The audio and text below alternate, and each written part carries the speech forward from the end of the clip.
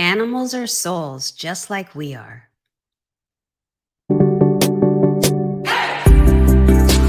Welcome to Soul Guide with Vondie Lozano, a show about past lives, life between lives, and this life. Hey everybody, I'm Vondie and I'm really happy to be here with you today. We're doing a monthly Q&A right now, so as long as you have questions, we are excited to answer them. So I wanted to pull up some of the questions that came in and share them with you today. So God bless my dear friend Leah. She was on a few weeks ago. Her lovely, wonderful, beautiful little dog TJ left us this week. So this is especially for her. Animals in the afterlife. So what happens to animals when they die? And this question came in through Facebook. So according to Newton and Michael Newton, oh, I see people. Hi, Krish. Good to have you. Yeah, I love it when you chime in. So I know that you're here. Thank you. And this is a special one. And I'll talk a little bit about how I came to all this through my animal, through my baby dog, Desi. Well, now Desi, last time Mia, in a little bit. But first of all, in Michael Newton's book, the one bit that he shares about animals that I especially remember was someone who said that animals have their own special place in the afterlife, but that if they would like to, they can join their owners, those of us that they love. So that was what I read. But when I had someone who did his sessions and had dogs and loved his animals as much as, some of us are like extra attached to our animals, that was one of his big questions, was connecting with his dogs. And the message he received was animals are souls just like we are. So I see, yeah, thank you. I see someone responding to that. So they are souls just like we are. And do we get to see them again? Absolutely. So they're not usually in our soul group. That's mostly people. But when people come who have the animal, the extreme closeness with their animals, and they ask about their animals, they usually have some sort of answers or encounter. So yes, I believe we see them again. And this is just a bit of an aside. This isn't Michael Newton, but I came to Michael Newton by way of mediumship. So I had lost my dog and was inconsolable. My husband didn't know what to do with me. My dog, Mia, her picture's on my website, my about page, if you want to see. And a friend of mine took me to a medium who connects with people and pets. And I went to a little group session that he had, and my Mia came through. In fact, she came through before everybody else was there for people. I was there for my dog, and my dog came through first.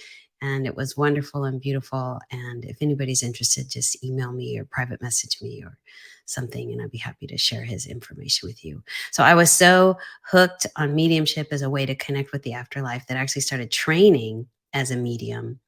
And I would have continued, except I wasn't that good at it. And it was kind of freaking my husband out a little bit. He always reminds me, I worked at a Presbyterian church when he met me. So, which we'll come to that in a little bit too, that question.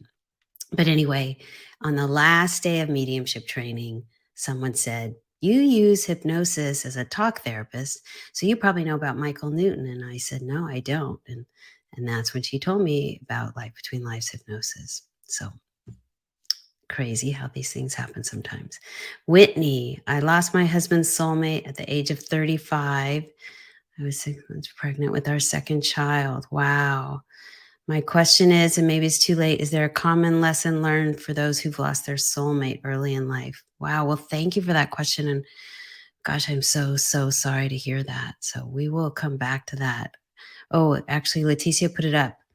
Okay, I lost my husband's soulmate at the age of 35, 6 months pregnant. Wow. Yeah, I can't imagine. So I don't know if it was COVID or something else, but all I know is the more advanced the soul, the harder the life. So some of you sign up for those really hard lessons. We did a whole episode on that if you want to check that out. But sometimes people leave because they've done their work. They did what they came here to do. I've shared a little bit about soulmates in other places, and maybe we should do that one again. But yeah, there's just a special grieving when you lose your soulmate. They're part of you. I've heard people say we're two halves of the same whole. So let me see if I have any other thoughts, and we'll come back to that. And so, Whitney, thank you for being here with us today. And I think the question is there a common lesson from those who've lost their soulmate early in life? The one thing, oh, and there I see a private chat message, so I'll check on that too. So the one thing I do know is that we choose, and I it's hard for me to say this, so take what you like and leave the rest, but we choose what's going to happen before we come into the life. And so the one thing that is comforting is that we know with our soulmate, we have many lives over and over, but it doesn't take away the pain of losing them early in this life. And something else just came to me. Sometimes souls decide in advance that one of them, they want to work on like independence or something. So sometimes they'll have a life where they're not in the life together, or, where they leave early, or so I'll see if there's anything else that comes to me, or if you have any additional questions, Whitney, feel free to post them in the chat in the comments section. So thank you for your question. And again, even if we know there's a good reason, that's the intellectual part of us, but it doesn't make the heartbreak any less. So God bless. Okay. And I see a private chat message. So let me see what that is about. Oh, Leticia was just letting us know that somebody had submitted a question. Okay, so animals in the afterlife. This is just kind of a random question, but I got asked it this week. Do we ever reincarnate as animals? And so again, in Michael Newton's book, Journey of Souls, Destiny of Souls, the answer was pretty loud and clear. No, people are people, animals are animals. But the 200 or so of us who have been certified by the Newton Institute, the Michael Newton Institute, we're evolving and continuing his work and his research. And I will say, I have had sessions where people have reincarnated as animals. And so one was, I shared a couple episodes ago about people having lives on other planets. And I think it was the one, galactic beings and traveler souls among us, that episode. And one person had a life as like an underwater creature being, a simple life, a beautiful life. And that was in the Life Between Lives session. We found that out. And also, not that long ago, I had someone come, and when I did their past life session, that's the first step in the Life Between Lives, is we do the past life session. Their past life was an orca on this planet here on Earth. And I won't go into details out of respect for them, but just it was a beautiful life. And we all know orca, they're more socially advanced than we are. The attachment part of their brain is bigger than the attachment part of human brains. And so it was a really beautiful, beautiful session. So that's been my experience. And we're all learning and growing as we go through these sessions. And I see a comment, David Ortiz, Galactic Beings episodes was amazing. Thank you, David. I'm glad you enjoyed it. Yeah. And then there was the episode with Steve's counsel that was crazy. I mean, we've been getting some really interesting sessions. I think Spirit just wants you to know. I feel like there's so much coming through that they want you to know about. It's like hard to almost keep track of it and sort it all out. So we're just doing our best here. But yes, I have had at least one session where someone in their past life session was an animal. And then, as I shared in the Galactic Beings episode, one person, when I went to their past life session, they were Tag, the Plutonian, who had kangaroo webbed feet and could fly and lived on another planet. And so that was a traveler soul. So yes, we reincarnate as things other than human, and sometimes even as animals. And I guess, are orca technically animals? I'm not sure. I think they're mammals. Leticia's nodding her head yes. Okay. I know they're not fish. Oh, in the Galactic Beings episode 2, I was saying that Tag could swim and breathe underwater like dolphins. So just a little editorial connection. I know that dolphins swim underwater, but they breathe when they come back up. So, all right. Next question. Spirit guides and afterlife workers. I'm always asked, can I have more than one guide? So a lot of people who come to the session have had encounters with different guides. Like when we did mediumship and other workshops on spirit guides, we met a lot of our different guides. There was I had like a wizard guide and a female guide and a male guide and all these different sort of guides that we encounter. So, yes, we have other guides. And then remember, in Molly's Life Between Lives, Jesus was guiding her around in her life between lives. And in the nursery, there's workers. In the library, there's workers. And I've had other people encounter multiple guides throughout their Life Between Lives session that are kind of helping them. Um, some are a little more advanced souls, kind of like wizards, and some are specialists in something that they're working on. But when you have your past life session, you meet your spirit guide, your main guide, your primary guide. This is your guide who has been with you since your soul was created. I always like to think of it as you were your guide's graduation present. So when your guide stopped incarnating here among us, he was giving you a little new soul that had just been created. And if you're interested in how souls are created, that was in Molly's Life Between Lives because she went to the soul nursery and shared about that. But you were your guide's graduation present. So that's the guide that you meet most of the time when you cross over into the afterlife during your initial past life regression session. And it's often a beautiful, powerful moment because you've been together through thousands, if not hundreds, if not thousands of lives. So it's a really amazing, amazing reunion. Okay, so speaking of religious beliefs, someone asked recently, does it matter if I'm not a Christian? Because they've heard me share that I come from a religious background. So, first of all, it doesn't matter what religion you are or if you're of none. And that was something that Michael Newton found when he did his research and published it in Journey of Souls, is that whether you were religious, non religious, atheist, it didn't matter. Everybody went to the same basic places. And so sometimes they would have a little variation. And I even had someone who their guide played a trick on them and showed up initially as Jesus, kind of because they came from a Christian background as a child. And it was sort of they were playing with them, and then their guide revealed them to themselves to the person as their spirit guide, and that he wasn't Jesus. But I have other people encounter the historical Jesus. In fact, they'll usually refer to him as Yeshua. So they'll use the name that Jesus would have gone by as opposed to sort of the mythology around Jesus, more the historical Jesus.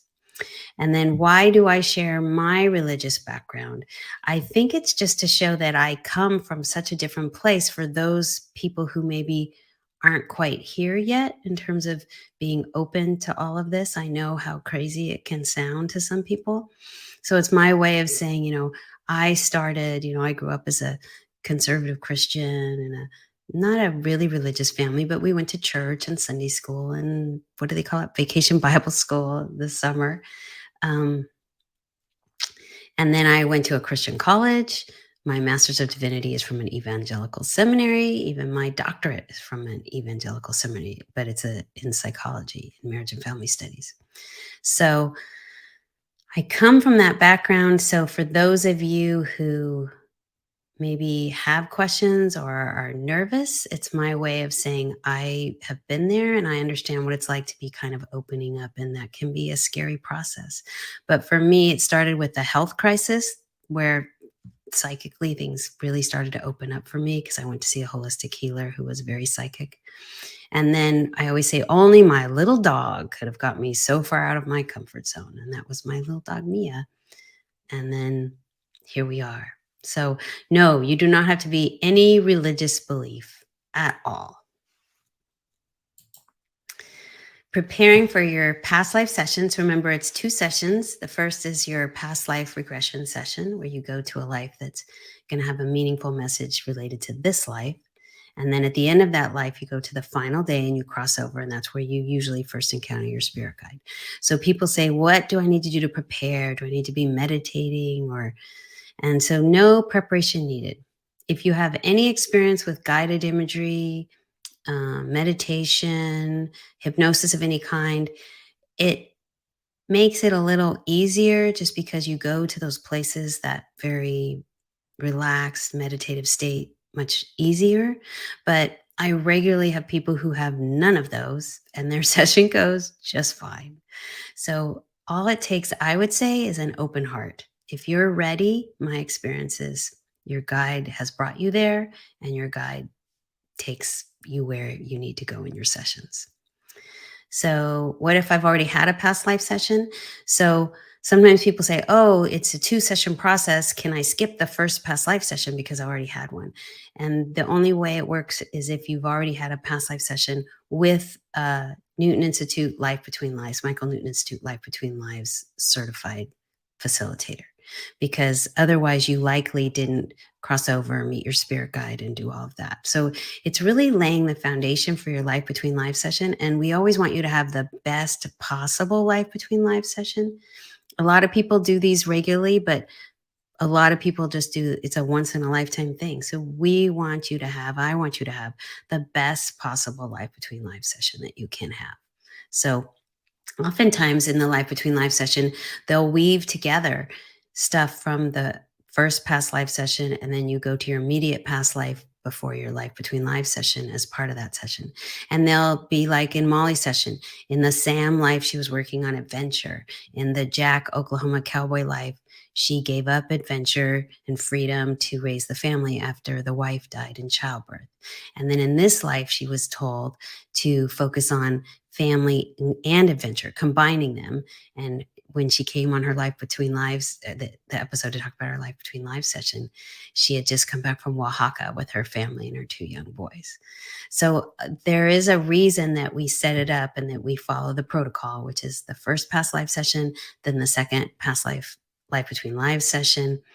And so unless you've had a past life session with a Newton Institute facilitator, then we would do that again, just to let you know. Preparing for your LBL session.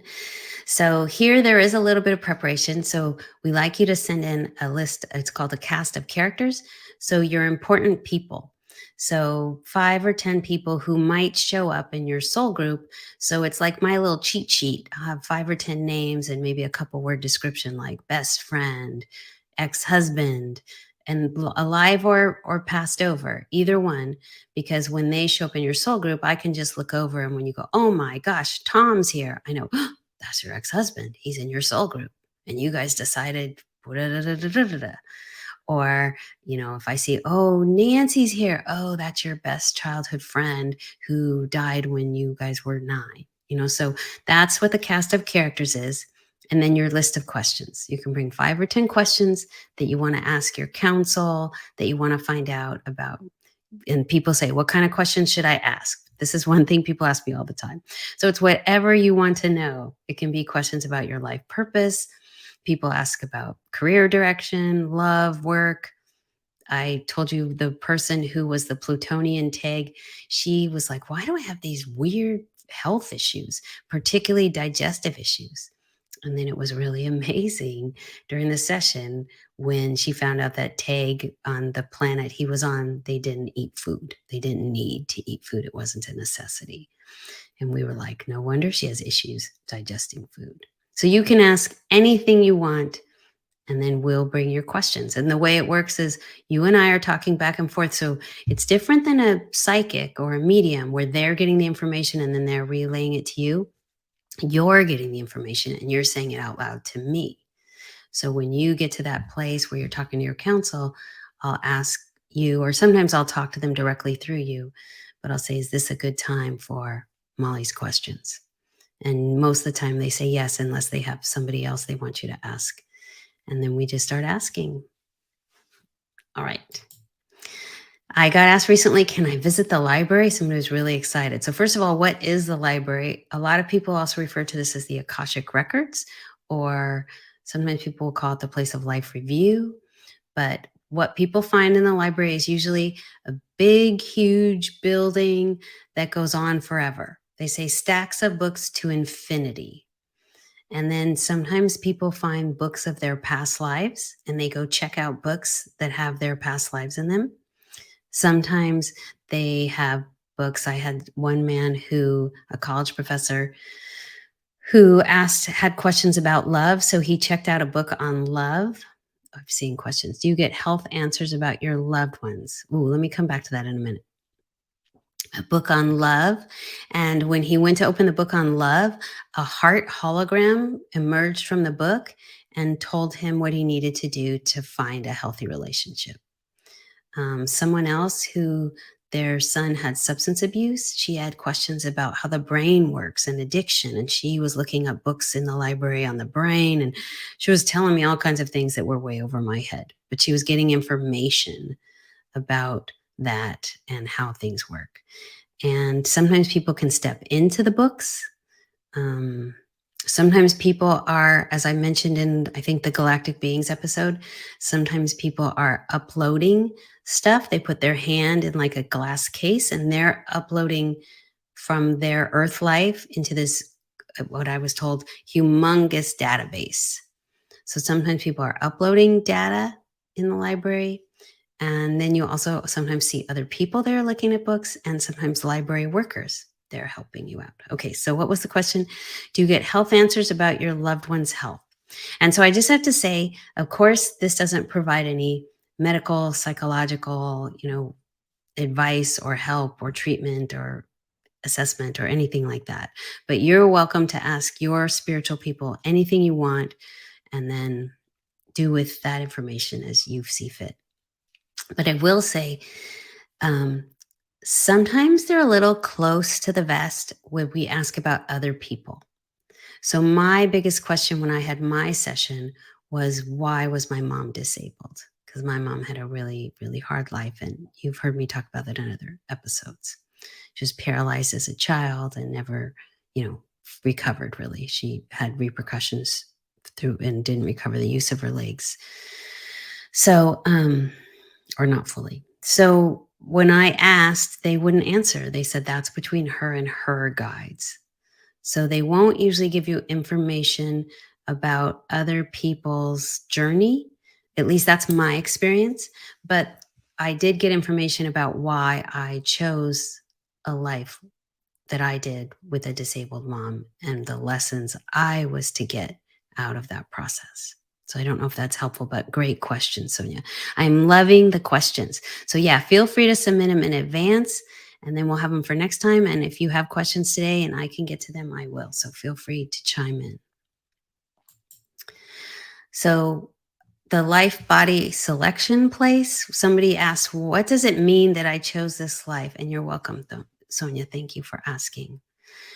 What does it mean that I chose this life?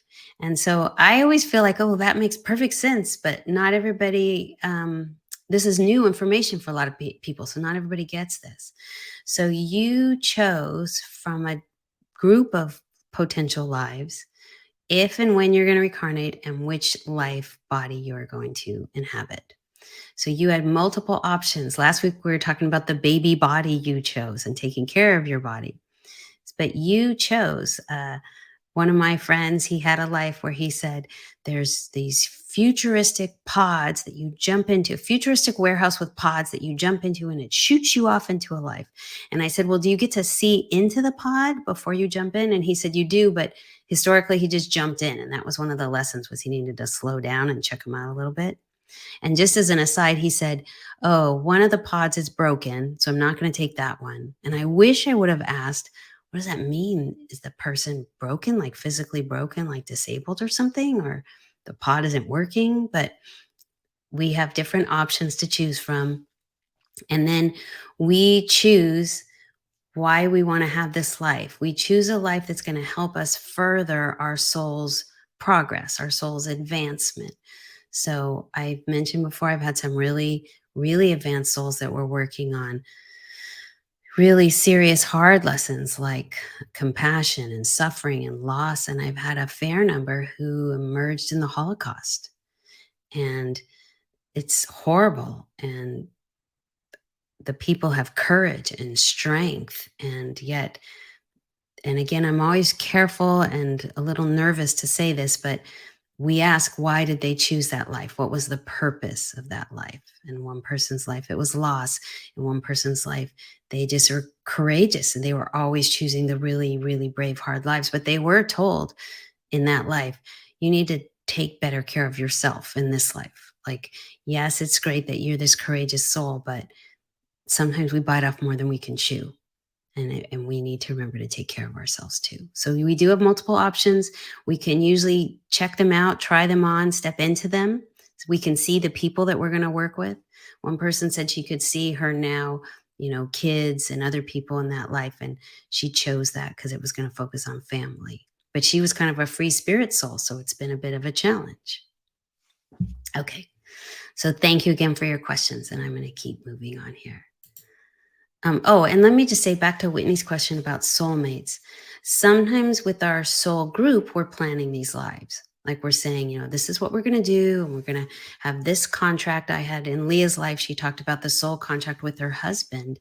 And in a previous life, she had hurt him when the contract was for her to be strong, but she was too strong and got carried away and she hurt him. And when she found out that information in her soul group, she burst into tears.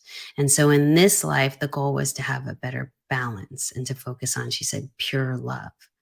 So we coordinate with our council, we coordinate with our soul group, and then in the place of life body selection, we choose the specific life we're going to inhabit, and we sort of put everything into motion. And it doesn't mean we don't have free will, because once we get here, we have choices. It's more like we have trajectories or sort of goals or targets we want to hit. And we know the people, the important people in our soul group we're going to work with and how we're going to recognize them. But we still have free will when we get here. Okay. Before, during, and after sessions, will I remember what happens during the session? People ask that all the time. They picture the fair where they think you kind of are going to black out and do something goofy. So I don't know how to do stage hypnosis like you see at the fair. I wish I did. I think it would be really fun, but I do not know how to do that. So this is just being very relaxed. We're talking back and forth. If you've ever done guided imagery or hypnosis or even meditation, it's that same exact place. It's just we go deeper. And then you will remember, I always say, if something were to happen, I'm in California and there was an earthquake, we could both get up and walk out the door. So you're still very aware of me, even while you're on the prairie or in Europe or, in wherever you are in your past life or your life between lives. So yes, you'll remember, but it's a little fuzzy, a little hazy, a little underwater. I have a really good memory. And normally I can remember everything or almost everything. But in the sessions, I'm a little underwater with you. So I remember the high points. But when we go back and I review them, if we're going to have somebody come on to the show, I'm like, oh my gosh, I forgot that little part. Or I forgot this little part. So we are a little hazy and woozy. So that's why we do record them. So you have them. So you have it all there for you. And some people, I'll just say, they really get into that relaxed place and they're so interested in what's happening. And it's like, there's so much happening and they're trying to funnel it down and put it into words, these things that are kind of beyond words. And sometimes it's hard. I have to kind of pull it out of them because I want it for their recording so they'll remember everything. But they're so immersed in the experience, it's hard for them to sometimes kind of even verbalize it, because they're just so entranced with what's happening, enthralled with what's happening. All right. How are people, this was a question from David Ortiz. Thank you, David. How are people different before and after? This was a great question. So before, people are nervous, not always, but a little bit. And it's more what I call hypnosis performance anxiety. Like, what if I don't do it right? Or what if it doesn't work for me? And the biggest one is, what if it's my imagination and I'm just making it all up? And when I had my sessions, that's exactly what I said. And my facilitator said, then make up a good story. And he was just giving me permission to go with whatever came up. And we were told when I had my training, the imagination is the window to the soul. So the fact that you're pulling from a life in the Swiss Alps and someone else is pulling from a soldier life in World War II, and someone else is a Native American or a pioneer on the prairie, there's a reason your imagination is grabbing that. There's a reason you're pulling up those memories. And the story comes out very slowly. We start with, is it daytime or nighttime? Just choose one. Are you inside or outside? Are you standing, sitting, lying down, or moving? And people don't know all the answers when they emerge. They know the first answer, and then they know the second answer. And then they know, we just move up the body. What are you wearing on your feet? What surface are you standing on? Is it hard or soft? They'll say hard or soft. Can you feel that with the bottom of your feet? Are you barefoot or do you have something on your feet? Oh, I have something on my feet. Tell me about what you have on your feet. And then we just move up the body, and then the story just unfolds. So sometimes people are just afraid. What if I can't do it? You don't have to do anything. It comes to you, through you. Whitney, thank you. I'd be very interested in a live that talks more on soulmates in the future. Okay, thank you. I've done one for the Newton Institute, but maybe we'll do one for us. And if you want to check it out, maybe we can put where it is in the comments later on, the Newton Institute one that I did. So let's see. I've read all the Michael Newton's books. It has helped with grief tremendously. Exactly. In fact, most of us come to this through grief work. That's how we become interested in the afterlife. Because for me, it's the only thing that answers all the questions about why the things happen that to us make no sense. So yes, I'll put a link to the soulmates session that I did for the Newton Institute. It was me and a couple other LBL facilitators, and then maybe, like I said, we'll do one for our show for Soul Guide. So before people are nervous, it's comforting to know there's a reason for tapping into that life. Yes, absolutely. And then, there's a reason we were pulling it up. So even throughout the session, sometimes people are going, am I making this up? That's what I did. I kept saying, I don't know if I'm making this up. And the facilitator had to keep saying, okay, Vondie, thank you for sharing. Step aside. And then he wanted to talk to my soul self. So the analytical part of us, those of us who are really analytical, keeps chiming in, and we just keep saying, thank you. And then we just talk to the soul self, and the analytical self has to take a little bit of a backseat. In fact, that's the other thing while we're over there, as I jot notes down, because I'm keeping track of, for example, Molly's session, the Sam past life, the Jack past life, and then the soul name, which was, let me think, her husband's name, it was Molly, Muriel was her soul name, because her husband's name was Uriel, and they were like two halves of a whole, soulmates. So I got 3 names for you going over there, as well as Molly, and 4, the person you are today. So yes, it's quite interesting, quite amazing. And yet, if we can keep the you today from being too worried, everything else just flows, because your guides bring you to the session and they're guiding the session, and we trust that. So that's before, and afterwards, people are just like, holy cow, in awe, blown away, transformed. Your questions during my session were very helpful in moving through it all. Oh, thank you, David. It was a pleasure doing your sessions. Thank you. Thank you. So yes, I'm kind of guiding it along, but your guides are who I'm asking. Where does David need to go now? Where does he need to go next? Would it be helpful if we did this? Sometimes people will say something random at the end of their past life session, like, or at a certain point, I remember a couple of times people saying, I'm not connected to the parents. And like I said, I have a history, my former career as a talk therapist. So I'm like all about parents. And so I want to dig around in there, but I set that aside and I will ask, is it important for us to find out what happened to the parents? And most of the time they'll say yes. And I had one session where they weren't very attached to the people raising them because they were in an orphanage. And that was horrible. And we found that out when we went back. And then Leticia, my beloved assistant, who's here with us today, when we did her session, there were no parents. And we went back, and it turned out she had been left on a doorstep at a Catholic church. In a more recent one, there were no parents, and the person had been kidnapped. So just sometimes we just find these things out, and we find them out through the questions.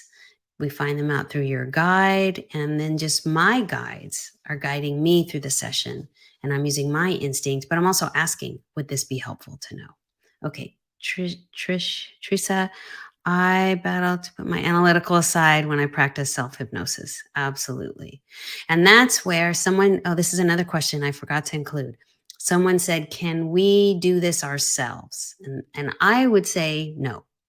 So I recently traded LBL sessions with another LBL facilitator, and she could take me places I can't go on my own. So, yes, I can meditate and I do it regularly and I talk to my spirit guide. That's who I talk to when I pray, when I meditate. But she can take me and ask things and inquire. And sometimes we push a little bit in the sessions. If we don't get an answer, the person who did my sessions was quite pushy. In fact, I was worried he might offend the guides. Like when they didn't give an answer or enough of an answer, he would just keep going back. And even Michael Newton, he was on a research, I can't think of the word, but he was on a mission. That's it, to kind of map out the afterlife. So he pushed on the guides quite a bit and on the councils, getting more and more and more information from people, which was so helpful. So, yes, we can ask, we can get answers, but we usually can get more if we have somebody else guiding these kinds of sessions, the life between lives, the past life sessions, because we'll get our own information when we meditate, when we do our own guided imagery. Um, but I don't think there's any replacement for having an actual life between life session where someone can take you through it. And we never know where it's going to go. Nowadays, the sessions are very diverse. And so they can kind of follow where your session goes. Remember, not that long ago in the galactic being ones, somebody was a creature on the other side. Well, we don't have questions to ask about that, but a trained facilitator can know where to go and what to ask and how to handle that. So I'm just going to look over. We had some really amazing questions today. Thank you. And people are putting comments, which is wonderful. And I just want to make sure I got through them all. I'm going to scroll up really quick. And to those of you who have lost loved ones, and especially soulmates, I know there's just nothing worse. And to me, that's where this work is so powerful and so healing, because we know death is not the end. We will be with our loved ones again. We can access them now. Our first episode is What If Heaven Had Visiting Hours? And that was somebody posted that in a grief group. And I wrote back, it does. They said, what if we could visit the afterlife? We can. And like I said, if anybody is interested in the name of my mediumship friend, I'd be happy to share that with you one-on-one. But you can have your own session where you access the afterlife. You get to see who's in your soul group and what the heck you were thinking with some of the things that are going on in your life today. And so after I healed from my grief and I realized we could find out our life purpose, and not that we ever fully heal, but it softens, that's when I was like, I have to do this. Oh, and by the way, in my sessions, be careful what you ask for or ask. I was told, stop being a talk therapist and we want you to do this full time. And so I'm in the process of wrapping that up and doing this full time. So I don't see any more questions, but yes, most of us come to this through grief work, and connecting with the afterlife is the only thing that brings comfort. And then we get to learn so much more about who we are and why we're here, and our connections to each other and our connections to the other side. So let me wrap up now and stop there. I do have a couple things I wanted to share with you. So I know it got kind of heavy at the end there, but just that's why a lot of us come for this. I have my notes taped to my ring lights. That's why you see me looking up. So I wanted to mention, I've been sharing about the retreat. What I find is people come for this work and it's profound and it's intense and it's beautiful, and then they have no place to share it. So my assistant Leticia is going to put up the link to our Facebook group. So you can join our group. That's a place you can share. But we're going to have our very first, yes, thank you for posting it. We're going to have, and for those of you listening, and we'll put it in the podcast too, in the description, but it's our Facebook group, and it's called our Life Between Lives Soul Group. It's our soul group here on Earth. But what I'm trying to get it out here, is we're having our very first LBL retreat this fall, our premier retreat. I've done day retreats, but this will be our first overnight retreat. And I do have the dates. People have been asking me for information. November 18th through 20th. So we have a couple months to get ready. And it's the weekend before Thanksgiving, and the holidays can be hard.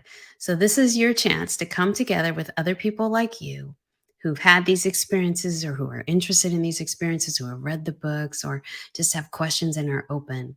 So save the date, November 18th through 20th.